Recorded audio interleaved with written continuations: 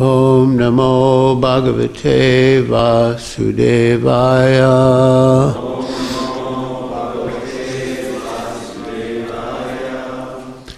Om Namo Bhagavate Vasudevaya.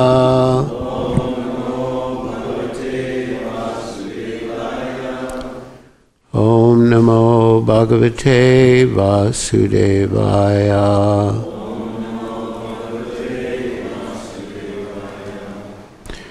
We read from Srimad Bhagavatam, Canto 8, Chapter 5. The demigods appeal to the Lord. Text 32. Padau mahi iyam svakrita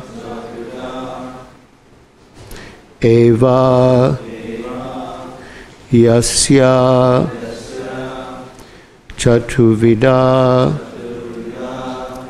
yatra hi bhutasarga sa vai mahapurusha atmatantra prasidatam Brahma mahavibhuti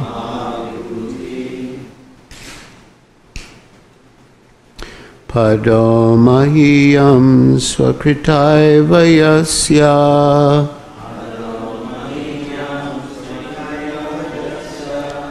chaturvido yatra hi bhutasarga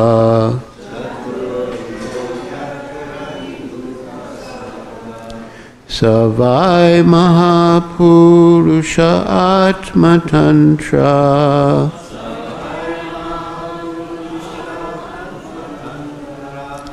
prasidatam Brahma mahavibhuti. Padau, his lotus feet. Mahi, the earth. Iyam, this. Svakrita, created by himself. Eva, indeed. Yasya, of whom? Chatuvida, of four kinds of living entities. Yatra, wherein. He, indeed. Bhutasarga, material creation.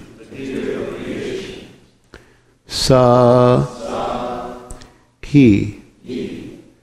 Vai, indeed. Mahapurusha, the Supreme Person. Atmatantra, self-sufficient. Prasidatam, may he be merciful to us. Brahma, the greatest. Mahavibhuti, with unlimited potency. Translation. On this earth there are four kinds of living entities who are all created by him. The material creation rests on his lotus feet. He is the great Supreme Person, full of opulence and power. May he be pleased with us. Please repeat. On this earth, there are four kinds of living entities who are all created by Him. The material creation rests on His lotus feet. He is the great Supreme Person, full of opulence and power. May He be pleased with us. Purport by His Divine Grace A.C. Bhaktivedanta Swami Prabhupada. The word mahi refers to the five material elements: earth, water, air, fire, and sky, which rest upon the lotus feet of the Supreme Personality of Godhead. Mahat-padam punya-yaso murareh. The mahat-tattva, the total material energy, rests on His lotus feet. For the cosmic manifestation is but another opulence of the Lord. In this cosmic manifestation there are four kinds of living entities. Jarayu, those born from embryos. Udbhijja, those born from eggs. Sveda, those born from perspiration. And udbhijja, those born from seeds. Everything is generated from the Lord, as confirmed in the Vedanta-sutra, Janmady asya yatah. No one is independent, but the Supreme Soul is completely independent. Janmady asya yato nvayad itaratas cartheshv abhijnah sva-rat. The word sva-rat means independent. We are dependent, whereas the Supreme Lord is completely independent. Therefore, the Supreme Lord is the greatest of all. Even Lord Brahma, who created the cosmic manifestation, is but another opulence of the Supreme Personality of Godhead. The material creation is activated by the Lord, and therefore the Lord is not a part of the material creation. The Lord exists in His original spiritual position. The universal form of the Lord, vairaja-murti, is another feature of the Supreme Personality of Godhead.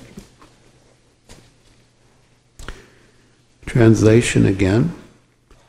On this earth there are four kinds of living entities who are all created by Him. The material creation rests on His lotus feet.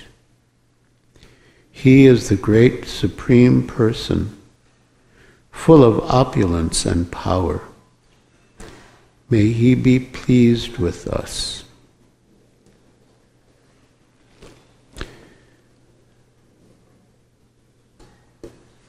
In the present verse, Lord Brahma and the demigods continue to pray to the Supreme Personality of Godhead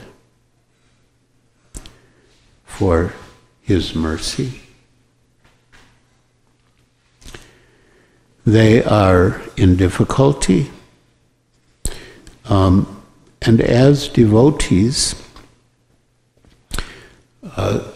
they understood that their real hope and their real shelter, their real strength was in the Supreme Personality of Godhead, and thus they approached him. Devotees are different from demons. Demons generally believe in their own strength, their own intelligence, their own resources, whereas devotees depend on the Supreme Personality of Godhead. He is their Supreme Father.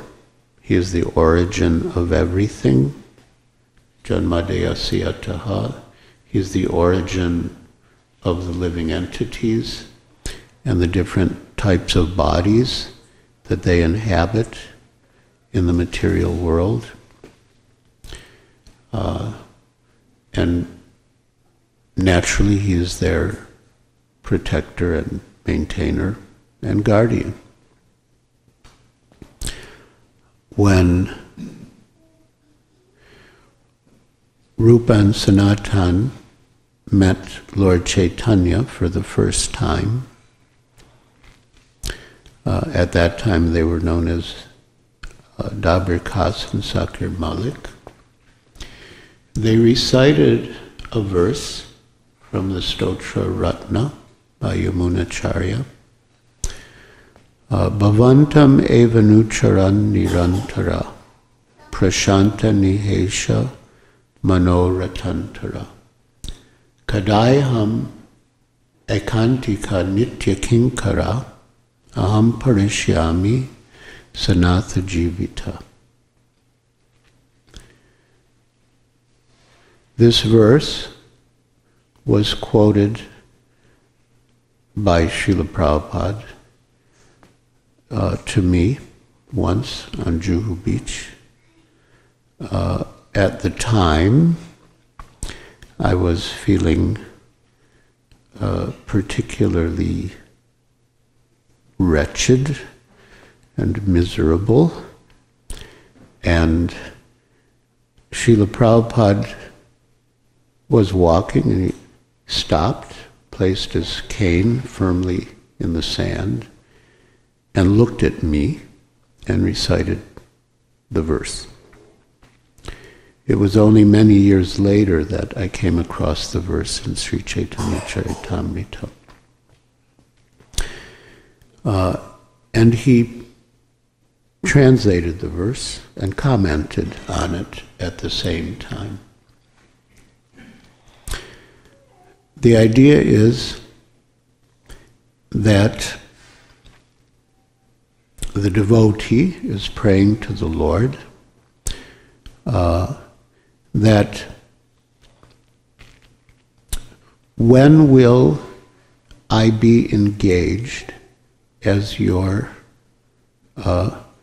eternal loving servant? Until then, I am being conducted by the chariot of my mind, manorata.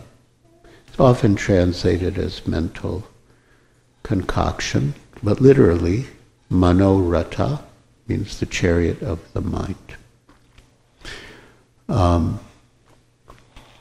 But when I will engage as your permanent eternal servant, then I will be free from the disturbances of the mind, and I will feel happy to have such a fitting master. Srila Prabhupada especially commented on the verse Sanatha. Natha means Lord, like Vaikunthanath, Dwarkanath, Mathuranath, Radhanath. And Sa means with. So Srila Prabhupada said the goal of life, the goal of a devotee, the goal of anyone, is to be sanatha, with master. And the opposite of sanatha is anatha, which means without master. And anatha is also translated as orphan. If we are without a master, we are an orphan, like an orphan. And then Srila Prabhupada pointed to the dogs on Juhu Beach, and he said that the street dogs who are without masters are always in anxiety. They don't know when they will get food. They don't know where they will sleep. Children can throw stones at them. Bigger animals can terrorize them. They're always full of anxiety. And then he pointed to a dog with a master. He was quite stout and strong. His master was also like that, and they were walking like very confidently on Juhu Beach. And Srila Prabhupada said that the dogs who are sanatha, they have no cares. They know, I have my master and he will protect me. They're not in anxiety. Where will I get food? Where will I sleep? What will happen to me? So in the same way, the living entity is constitutionally the eternal servant of the Lord, Jive Swarupai, Krishna and Nityadas, and he can only be satisfied when he's in his constitutional position as the Lord's eternal servant. And in any other position, false position, artificial position, he'll be in anxiety, anatha, like an orphan. So the demigods, they know that the Lord is their shelter, and in difficulty they approach him. Whereas the demons do not approach the Lord. They may depend, on their own strength and intelligence and resources, or they may take shelter of another material person. This is quite common. They may even take shelter of a great demigod, like Lord Brahma. Hiranyakasipu was, you could say, a devotee of Lord Brahma, and he received many boons from him. But still, when the time came, his boons could not protect him from death at the hands of the Supreme Lord. Similarly, Ravana was a great devotee of Lord Shiva. But when Lord Ramachandra wanted to kill him, no one, even Lord Shiva, could save him. And therefore it is said, Krishna mare rake ke, Krishna rake mare ke. If Krishna wants to protect someone, who can kill him? And if Krishna wants to kill someone, who can protect him? So ultimately, we're dependent on Krishna. And Krishna alone is independent. Ekale Ishwara Krishna Ara Sabritya. Only Krishna is the Supreme Controller, and all others are his servants. Only Krishna is sva-rat. So, when we depend on Krishna, we are protected. And when we try to depend on our own intelligence and resources or other material people, we are in a very precarious position. In the purport, Srila Prabhupada quotes the line, Mahat-padam punya-yaso murareh. That comes from a beautiful verse from the end of the 14th chapter of the 10th canto. Samasritaye pada palavam padam mahat-padam punya-yaso murareh bhavam buddhir vatsa padam param padam padam padam yadvi padam natesham. The verse means that for one who has taken shelter of the lotus feet of Krishna, the enemy of the Mura demon, murareh, the vast ocean of material existence, of birth and death, becomes just like a puddle contained in the hoof print of a calf. Although there's danger at every step, the devotee crosses right over it. So that is the value of taking shelter of the lotus feet of the Lord. And Srila Sanatana Goswami, in his commentary on this verse, in the 10th canto, comments on this word, or phrase, compound, Mahat-padam. Mahat generally is taken to mean this material creation, this cosmic manifestation, mahat-tattva. But Mahat also means a great soul. Mahat seva dwara mahurvi muktes. That by serving Mahats, great souls, the door to liberation opens.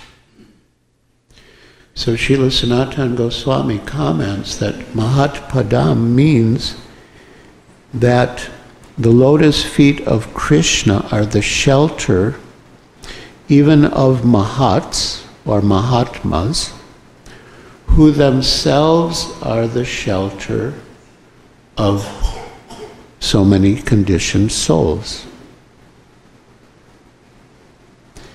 And in that sense, Mahat-padam calls to mind the definition of Prabhupada. Prabhu, of course, means Lord, and pad means feet. So Prabhupada means one who has taken shelter at the Lord's lotus feet.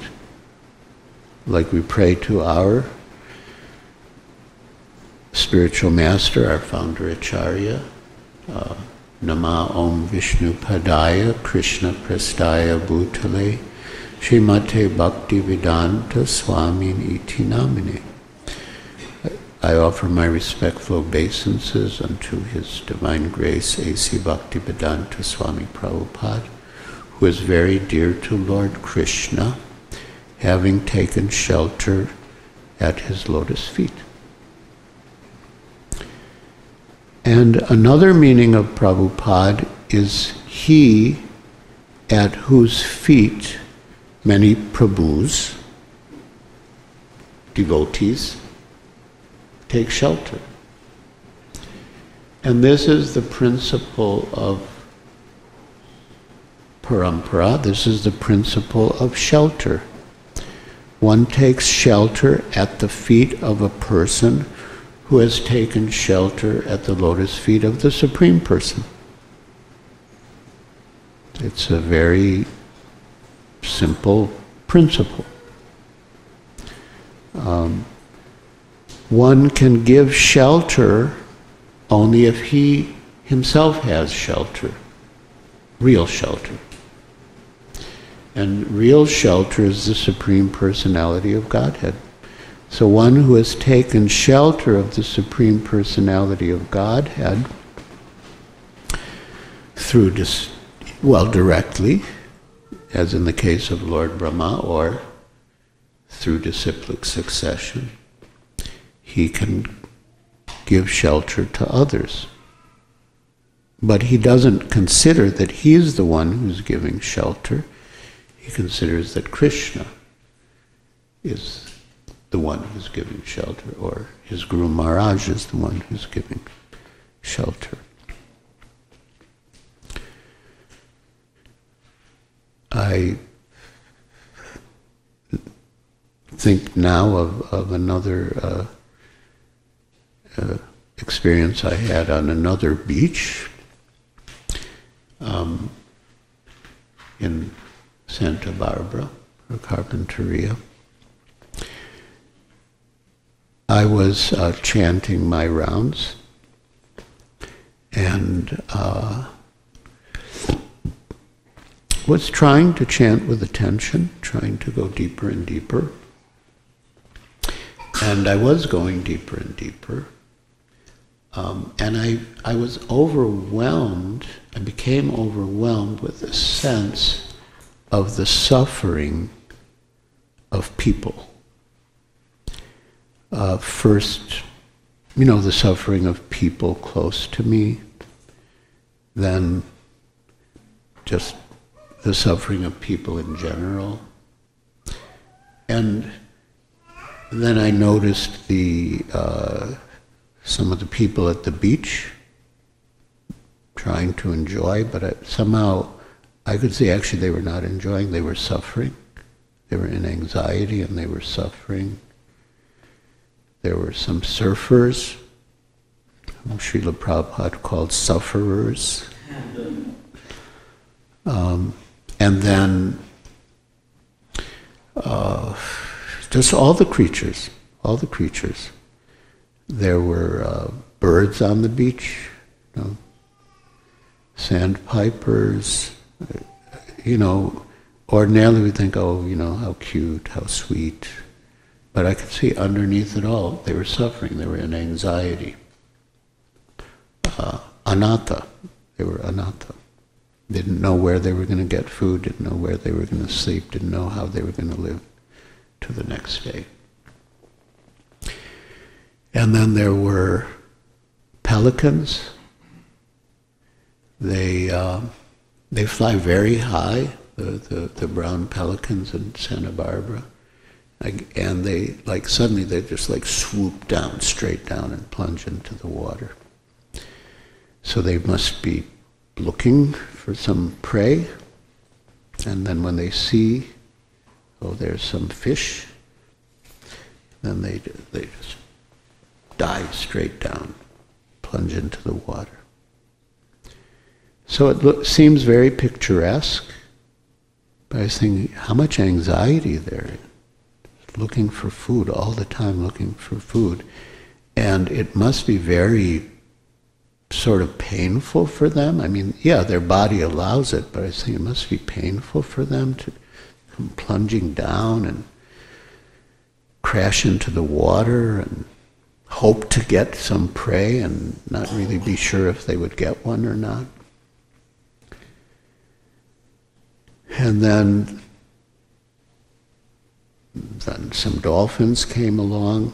We have quite a variety of species of life in the Carpinteria Beach.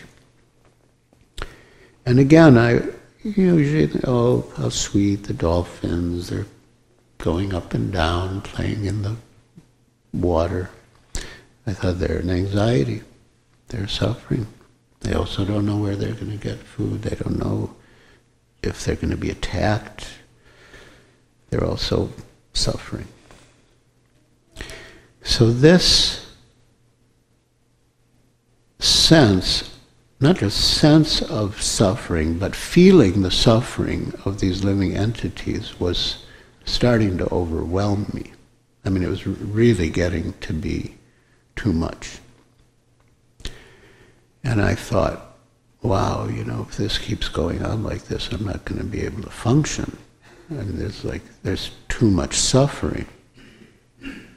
There's too much suffering going on, and it's like I'm feeling it all. Oh yeah, the last one, a little ladybug landed on my left hand. And again, oh, ladybugs. I don't know if it's something from our childhood. We thought they bring good luck. And, oh, a ladybug. I thought, oh God, that's another creature suffering. Just another creature suffering. I thought, this is really getting to be too much. I'm not going to be able to maintain my sanity if I keep feeling the suffering of all the creatures. And then I had sort of an insight, a revelation or an insight, that the basic problem with me and with all the other living entities, but specifically, the basic problem with me is that I turned away from God. I've come into the material world because I turned away from God and wanted to take His place. And that is the fundamental problem. That is the root cause of all other problems. And that God is really the best friend of every living entity. Just like Srila Prabhupada always said, and we've heard and we've repeated, but I actually was feeling it, that God is really the best friend of every living entity. He accompanies the living entities wherever they go, in whatever species of life. He's that jiva in the body of the ladybug, he's there with that jiva.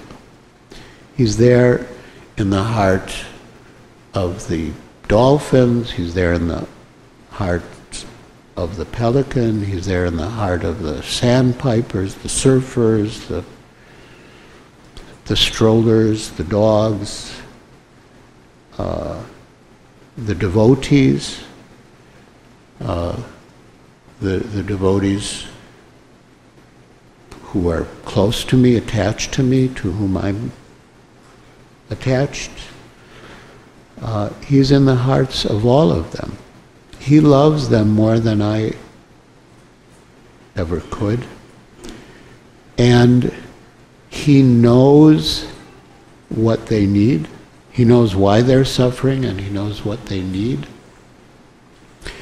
And He can actually help them. I may know someone who's in distress. I may feel for the person. I may care for the person. But I'm so limited and dependent, I may not actually be able to help the person. But Krishna is unlimited and independent. He can actually help the person. And I came back to that simple truth, which again, we've heard many times, and we may have even repeated to others, that the best friend is not he who poses to be the best friend, but it's he who tells you that Krishna is your best friend. I actually felt it. And as soon as I had that realization or insight, immediately that huge burden of feeling the suffering from all the living for the living entities was lifted.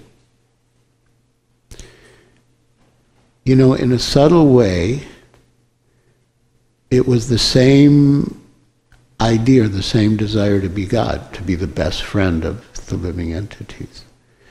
But when I, was more situated in my proper position, I felt that's not my duty to save the living entities. My duty is or to be the best friend of the living entities. My duty is just to tell them that Krishna is their best friend, and that he will deliver them. And the whole huge burden was lifted.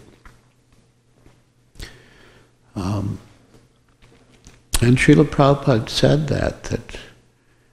that Krishna, only Krishna knows how nice you are, and only Krishna knows the volume of your suffering.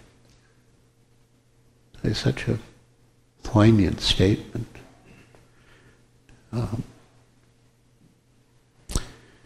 So that is, so Mahat-padam. The lotus feet of Krishna are the shelter for great mahats or mahatmas who themselves are the shelter of so many conditioned souls, such as Prabhupada. He has taken shelter at the Lord's lotus feet, and consequently he is able to give shelter to so many Prabhus. And many people have commented about Srila Prabhupada that he was different from other swamis and yogis and masters and teachers, because he always said, Krishna is the Supreme Personality of Godhead, you should surrender to him. Don't surrender to me, but surrender to Krishna. George Harrison was one of the people who noted that about Srila Prabhupada, the difference between him and so many others. And so we are following in that line. We are meant to follow in that line. Don't surrender to me, surrender to Krishna. Did you want to say something, or were you just emoting? Okay.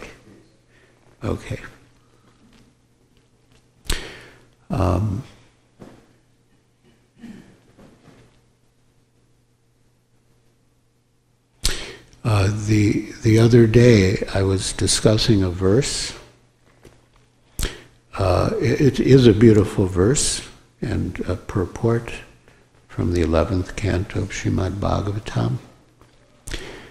And the gist of the verse is,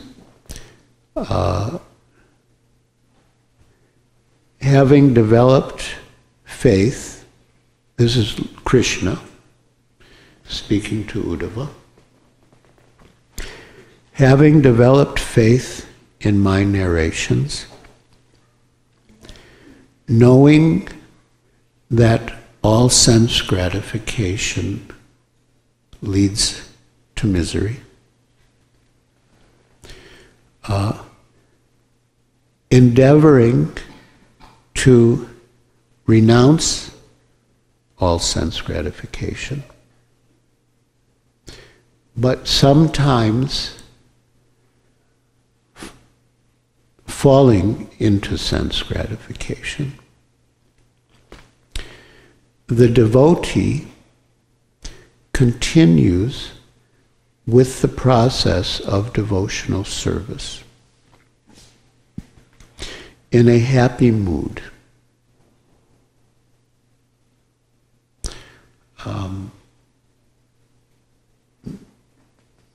because of his relationship with me, his confidence in his relationship with me. And there are many important points in this verse that are very relevant to us. The purport, the first sentence of the purport says that this verse describes the beginning stage of pure devotional service. This is pure devotional service. And so I'll discuss a few of the elements in the verse, because this is the beginning of pure devotional service, and we aspire for pure devotional service. And we all have that experience, to some extent or another, of wanting to renounce something material, and in the end, enjoying the very thing that we're trying to renounce. So, first, jata shraddha matkatasu, having awakened faith in my narrations. That's the beginning, ado shraddha. And this point of, even if one falls down, one continues with the process of devotional service.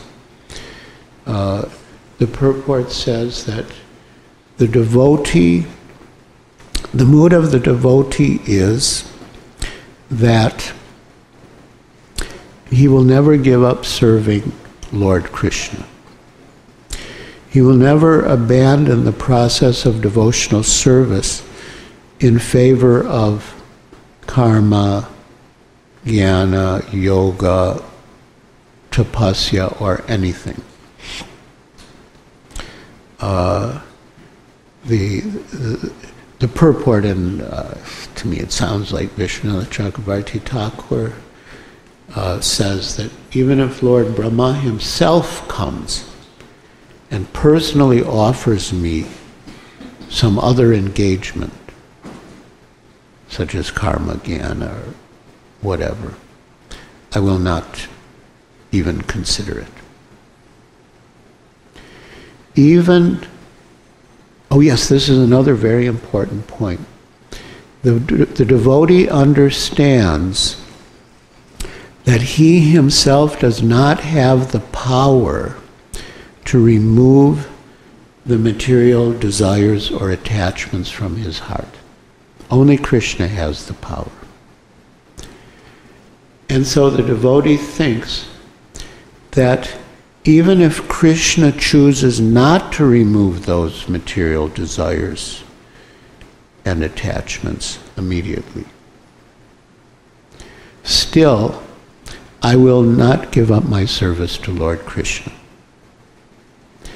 Even if I have to go to hell for all of my offenses, still I will not give up my service to Lord Krishna. And that is the mood of dependence. That is the mood of surrender. We do our best.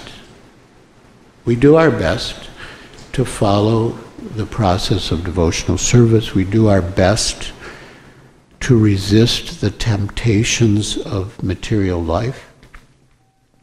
But because we're weak, we're dependent, we may fail to some degree or another, at one time or another. But we never give up our service to Lord Krishna. We never give up our faith that Krishna is our Lord and Master, our Natha, our protector and maintainer,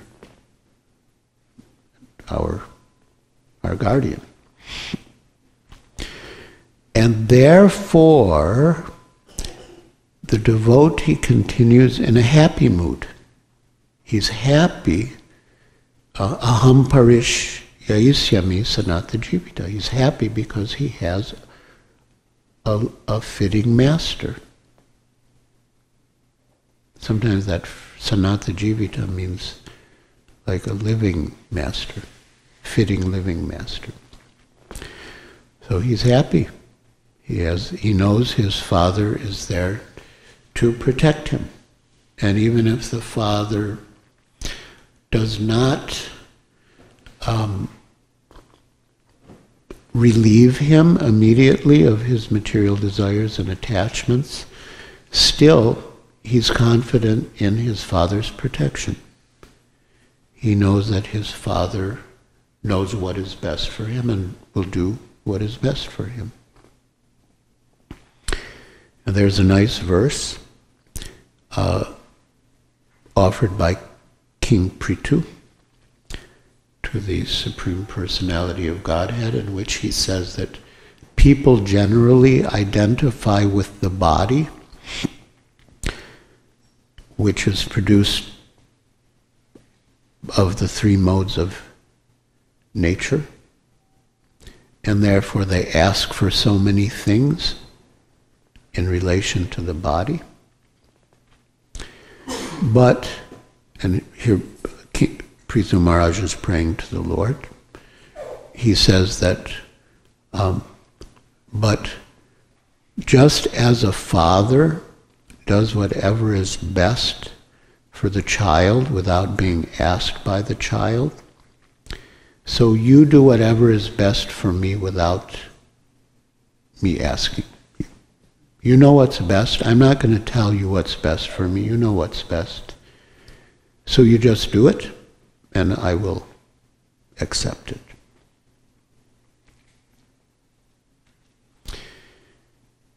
And that also calls to mind the example of the chatak bird. It's also in a very beautiful verse by Rupa Goswami.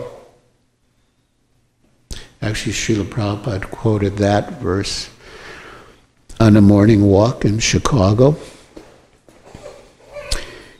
He was walking on the street, and he came to a car that was the brand name of the car. It had the name Thunderbird.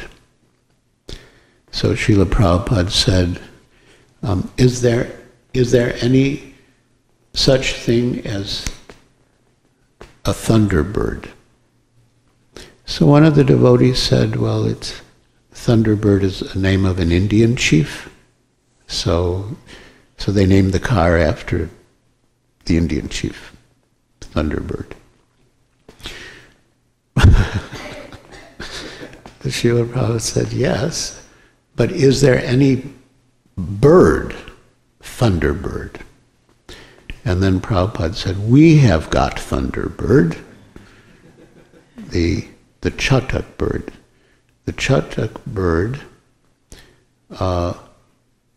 will only drink water from the cloud. He will not take water from the ground or from any other source. And so he'll always be hovering under the cloud, waiting for some drops of nectarian water to fall into his mouth. But even if the cloud doesn't give water, if the cloud gives thunder and lightning, still the bird will not leave the cloud. And it's a very beautiful verse because Krishna is Sham, the color of a monsoon cloud. So one of the devotees asked, in what connection does Rupa Goswami give this example? And Srila Prabhupada explained that a devotee will take mercy only from Krishna. He will not take mercy from the material world. And even if Krishna doesn't give mercy, of course it is a type of mercy, but in this context, Srila Prabhupada said, even if Krishna doesn't give mercy, if he gives, thunder and lightning, if he gives difficulty, still the devotee will not look for will not take mercy from the material world. He won't look for shelter in the material world. He will just wait for Krishna's mercy. And that is the mood of surrender, the dependent devotee, sanatha jivita. So that is our prayer, to take shelter of the lotus feet of Krishna through disciplic succession. Mahat-padam, take shelter of Mahat, Srila Prabhupada, through him Krishna, through Parampara Krishna. The ultimate is Krishna. Thank you very much. Hare Krishna. Are there any questions or comments? His Holiness Keshava Bharatidas Goswami Maharaj.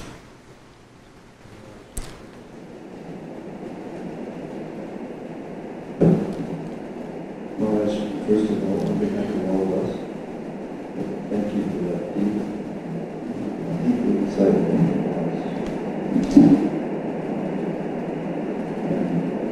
I'd like to say something in front of you. Please. I think I got an insight from all those insights. I don't know, it's from you, which is insightful, and I may get one out of, I don't know, 1,000 words, so who am I? Hare Krishna. But when we were talking about pleasing Krishna, and what pleases Krishna, and how the devotees always pointing to Krishna and saying, surrender to Krishna, not to me. Even the spiritual master, the real spiritual master, the deep spiritual master, Srila Prabhupada, in his line, which I thought also was a very, very important point, which I'm glad we don't wait at. I thought of these verses at the end of the Gita, when Krishna describes what pleases him the most. And it was when someone explains this secret to others. And then I was thinking, well, what does that mean? Why is that the most pleasing? And then I realized that it's because Krishna, he feels for the suffering of the soul. And what he wants most is that the souls come back to him. So that if someone explains, it's not that Krishna's after sense gratification. We're trying to please Krishna, we always talk about what pleases Krishna the most. But he's not interested in his sense gratification. He's interested in what pleases us. And in that way, this circle is completed. Yes. I don't know if that's an insight further. It is an insight. And your insight gave me an insight.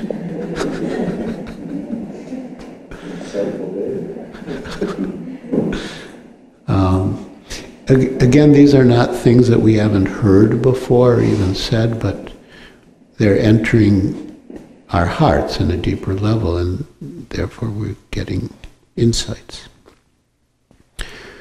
But that's true, that Krishna is feeling for these living entities, and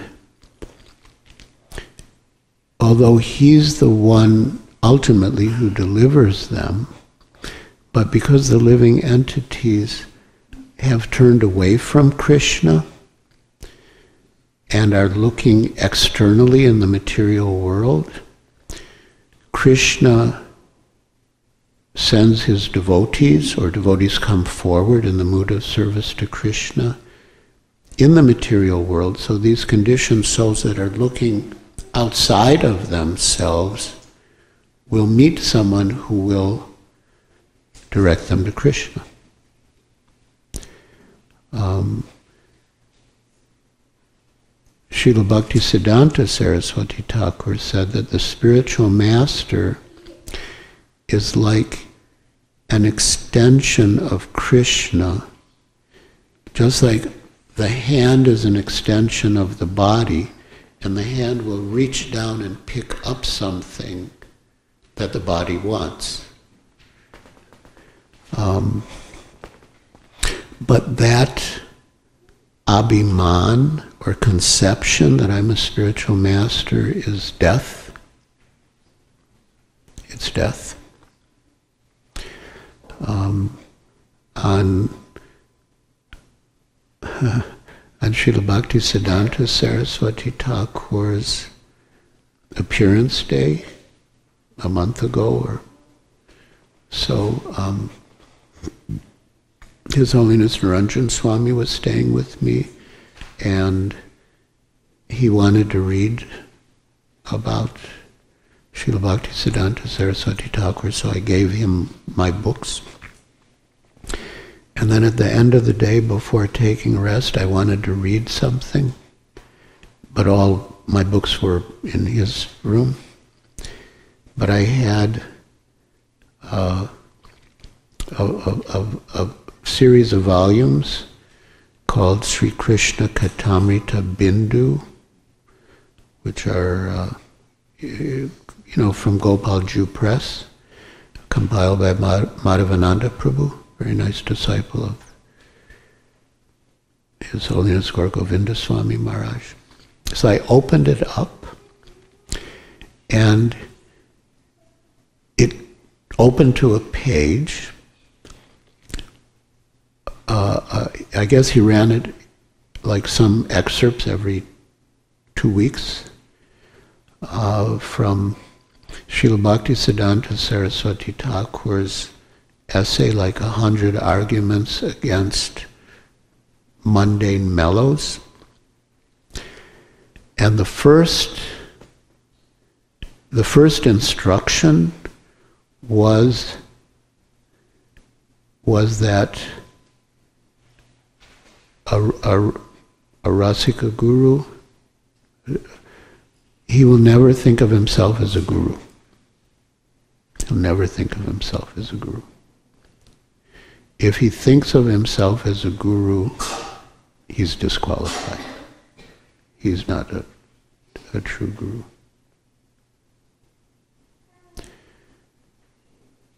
But then a little further down, he says that the disciples of a true guru, although he doesn't have the conception that he's a guru, but the disciples of a true guru will never give up their conviction that he's their guru, or their conception, or their faith that he's their guru. But that's like really, and in the verse, Chinadapi sunichena torarapi sishnuna amanina manadena kirtaniya sadahari. Srila Bhaktisiddhanta Saraswati Thakur, in his commentary, he makes the same point. Okay, amanina manadena. Amanina means devoid of all sense of false prestige. Manadena, always ready to offer respects to others. So he raises the question, what if someone is in a position of a teacher or guru? He says that he can give instructions to disciples because it's his duty to give instructions. And it doesn't necessarily mean Diksha Guru, it can mean Shiksha Guru, certainly. But always in the mood of being a servant, of just passing on the message that he has received from his spiritual master, in the mood of service. And he said that if one takes pleasure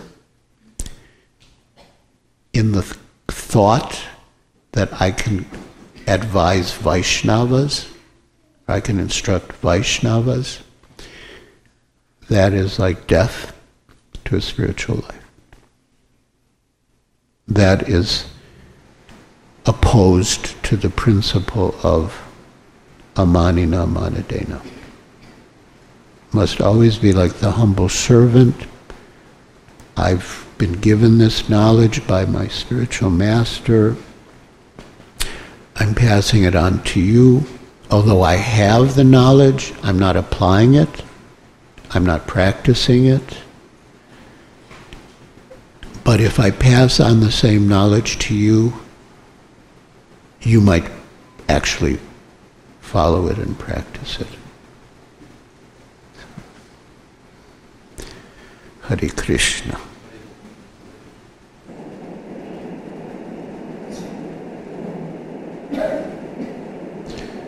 Rasaraj Prabhu. Thank you very much.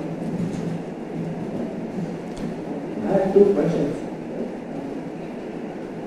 The first one was, you answered it probably a little bit, but I need more clarification on that. The Uttam Bhakta is supposed to be a person who actually sees everyone serving Krishna. At all points of time, he's not distinguishing between a non-devotee and a devotee of Krishna. The Madhyam Bhakta, however, then sees the suffering of the devotees, of the non-devotees, and then tries to preach in that mood. It almost seems that because the nearest devotee to Krishna is the one who actually preaches, it seems counterintuitive that Uttam Bhakta is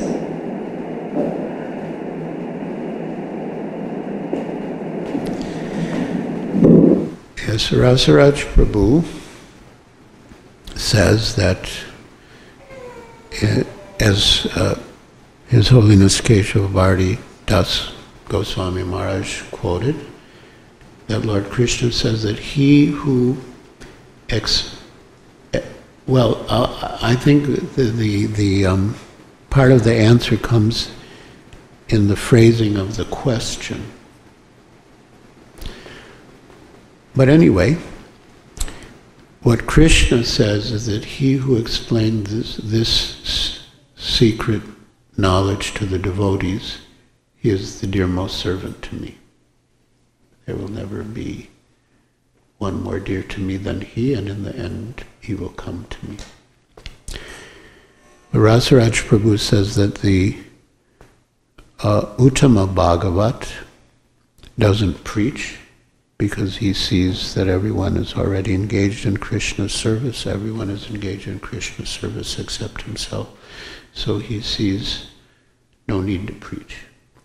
So it seems odd that the Madhyam Bhagavat, whose preaching is more dear to Krishna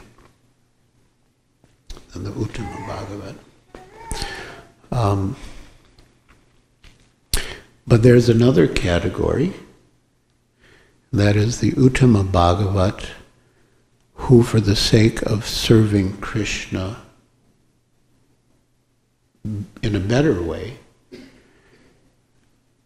acts on the platform of a Madhyam Bhagavat. For example, Srila Prabhupada, Srila Bhaktisiddhanta Saraswati Thakur, Srila Bhaktivinoda Thakur. We have no doubt that they were Mahabhagavatas. But desiring to please the Lord more, understanding the heart of the Lord, that he wants to bring the fallen souls back, home, back to Godhead, for their benefit, not because he needs more servants. They, to some extent, set aside their vision as a Mahabhagavata and see things with the vision of a Madhyam Bhagavata who makes distinctions. Prema Maitri Kripa Upeksha Sakaroti Samadhyama. The Madhyam Vaishnav, he loves the Supreme Personality of Godhead. He makes friendship with devotees. He shows mercy. Kripa, the specific function of giving mercy, belongs to the Madhyam Bhagavata. And Upeksha, he neglects the envious.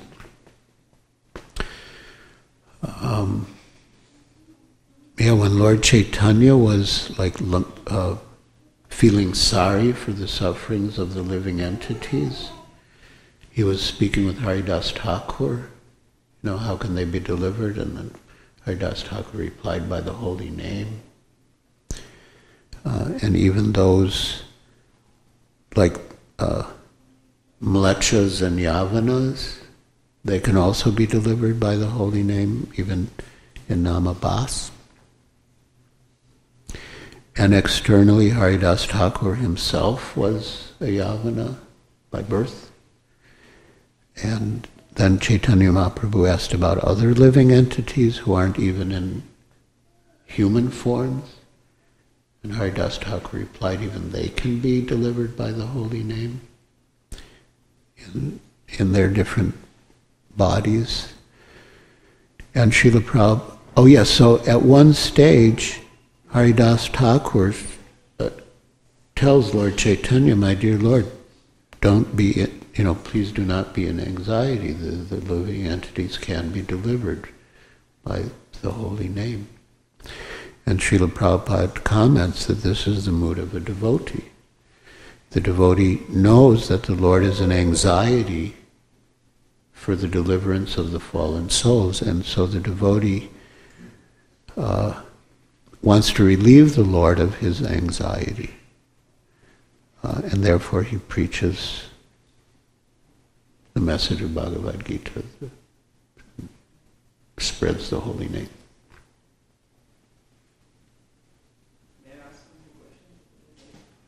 Yeah. Yes? There's one more aspect. Oh. One more aspect. That may put a doubt in one's heart about whether or not there's a difference between the uttam and the madhyam, even if the uttam's preaching and acting, as you say, the role in madhyam.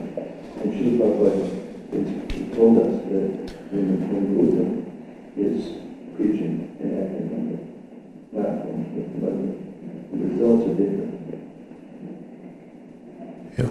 The results are different. When you hear Buddha, when he's preaching, then you get deeper realizations personal, and the numbers of persons that become purified by that are very great.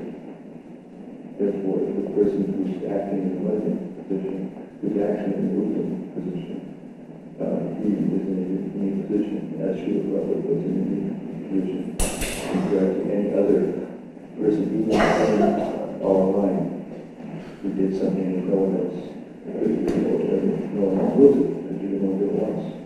Come to us by yourself and deliver all of us, all persons. Can I add something to what you added?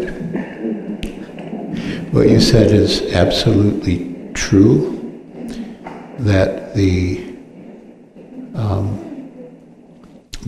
potency of the words of a Mahabhagavata acting on the Madhyam platform is greater than the potency of the words of a Madhyam Bhagavata, although Madhyam Bhagavata is also potent. But I would add, in relation to Srila Prabhupada, that, in my humble opinion, is more than a Mahabhagavata. Yeah, he's like a Shaktivesh avatar. And there can be Mahabhagavatas who don't have the same effect as Srila Prabhupada, because he was more than a Mahabhagavata. He was really an empowered soul. So it doesn't mean that if someone doesn't have the same results as Srila Prabhupada, that they're not a Mahabhagavata.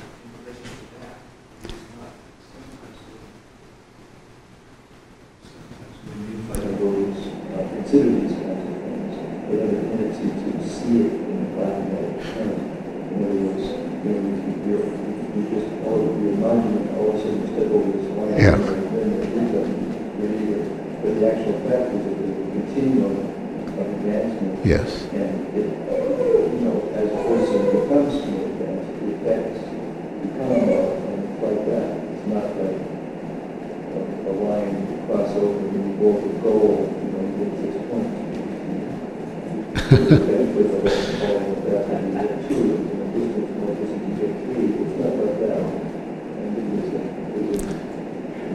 That's right. Therefore, when nearby start to talk about these subtle, little more complex issues, they tend to fight with one another. They tend to fight with one another in a day because they're, like you said, unified, and therefore God is their own intelligence. They think they're right and everyone must be wrong, and there's no, it's the ability to give and take and live the perception up above. We need to do that. Hare Krishna. Good question. Regarding the first part of your question, Maharaj, relating to the dependence of the sva-rat aspect of it. As parts and parcels of Krishna, you mentioned Krishna as sva-rat, completely independent. As parts and parcels of Krishna, we also have that aspect of independence. So there are two questions. One is, where do we, since we are supposed to develop dependence, do we see that aspect in Krishna also, so that we can understand that we are part of that dependence? And the second part is, if Krishna is independent, then how are we supposed to know that being dependent is more beneficial? Very good question. I'll paraphrase it to allow for a further answer. But Rasaraj Prabhu is saying that if we're part and parcel of Krishna and Krishna is independent, that means we must also have minute independence, which is true. Our minute independence is we can either choose to depend on Krishna or be under the control of Krishna, or we can choose to be under the control of Maya, or depend on material things. So yeah, he has independence, so we also have minute independence. But we cannot choose to be completely independent, but we can choose where to place our dependence or where to take shelter.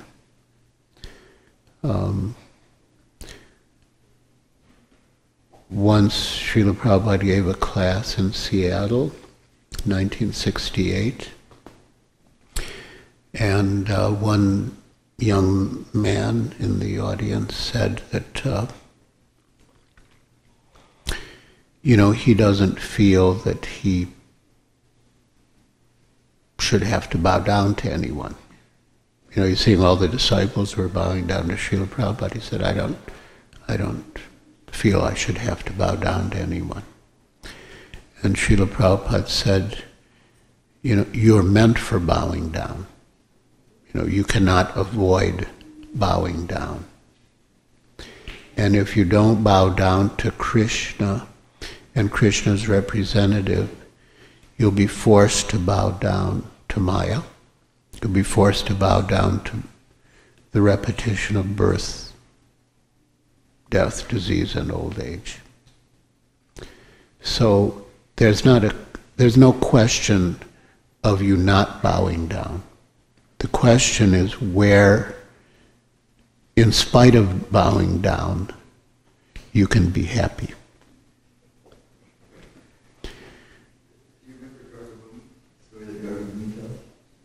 When he first went to visit Prabhupada, I think he was in 26, 79. And, he was standing there. Like everyone was standing there. And then Prabhupada walked in, and everybody got down, except for Guru. He was standing like, he looked like a flagpole, among the flower bed or something. And so, Srila Prabhupada looked at him and said, you're not going to bow down? And he said, I don't feel like bowing down. And then Prabhupada said, bow down, and then you'll feel like bowing down. Yeah. And so he did, and he said, and after that I felt like bowing down. the feeling followed. What I thought you were going to say, but you didn't say, was that if we're part and parcel of Krishna, and we have the tendency to be dependent, and where do we see Krishna's tendency to be dependent? And that is in Vrindavan. Krishna becomes dependent on his devotees. He takes a subordinate position to his devotees.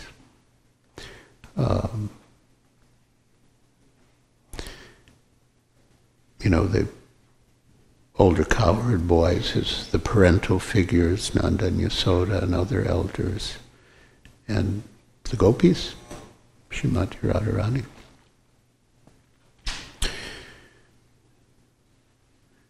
Srila Prabhupada said that, like everyone in the material world wants Lakshmi. They're always flattering Lakshmi because they want to get Lakshmi. But Lakshmi is always with Narayan. So if you have Narayan, you always have Lakshmi. But Krishna doesn't have to flatter her. She's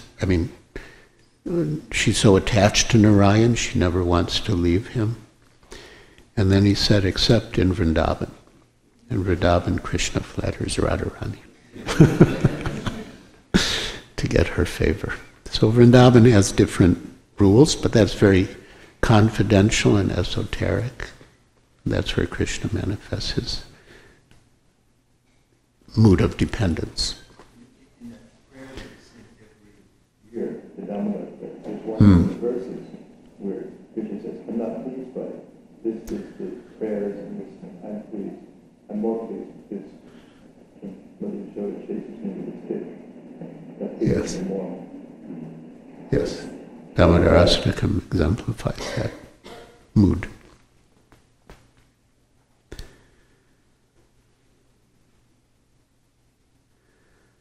All right. Thank you very much.